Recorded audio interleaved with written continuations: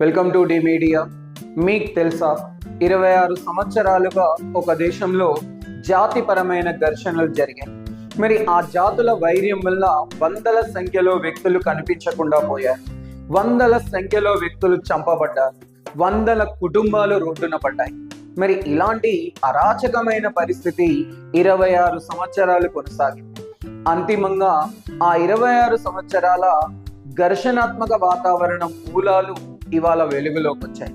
అవునండి, ఇదంతా మనం శ్రీలంక గురించే మాట్లాడుకుంటున్నాం. శ్రీలంకలో ఉత్తర శ్రీలంక, ఈశాన్య శ్రీలంక భూభాగంలో తమిళియన్ ప్రజలు ఎక్కువగా ఉంటారు.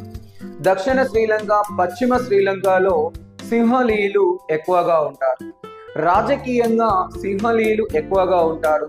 తమిళియన్స్ కి రాజకీయ హక్కులు కానీ రాజకీయ భాగస్వామ్యం కానీ అక్కడ లేవు. దీనివల్ల ప్రత్యేక దేశం కోసమే ఉద్యమాన్ని చేపట్టారు ప్రభాకరన్ అనే ఒక తమిళియన్. ఆ క్రమంలోనే ఎల్టిటిఈ అనే సంస్థను ఏర్పాటు చేశారు, లిబరేషన్ ఆఫ్ తమిళ్ ఇలాం అనే సంస్థ. మరి liberation of tigers of Tamil Eelam అనే ఒక సంస్థను ఏర్పాటు చేసి తీవ్రవాద పందాలో 26 సంవత్సరాలు ఉద్యమం చేశారు. 2009లో ఆయన చనిపోవడంతో తమిళ్ ఇలాం అనే ప్రత్యేక దేశం కోసం జరిగే పోరాటం అంతమైపోయింది శ్రీలంకలో. మరి ఆ క్రమంలో తమిళియన్స్ కి సింహలీలకు మధ్య జరిగిన ఘర్షణల వల్ల వందల సంఖ్యలో వ్యక్తులు చనిపోయారు. కాబట్టి నిన్న శ్రీలంకలో ఒక పట్టణంలో డ్రైనేజీ నిర్మాణం కోసం చేపట్టిన తవ్వకాలలో 65 శవాల అస్థిపంజరాలు బయటపడ్డాయి.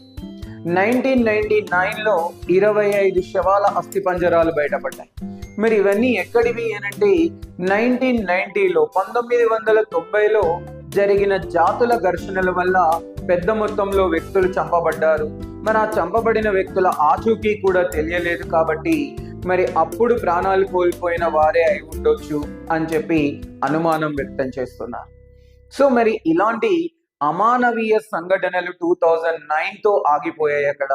మరి దీనిపైన మీ ఒక ఒపీనియన్ ఏంటో తెలియచేయండి. Thank you. Please subscribe our channel and support me.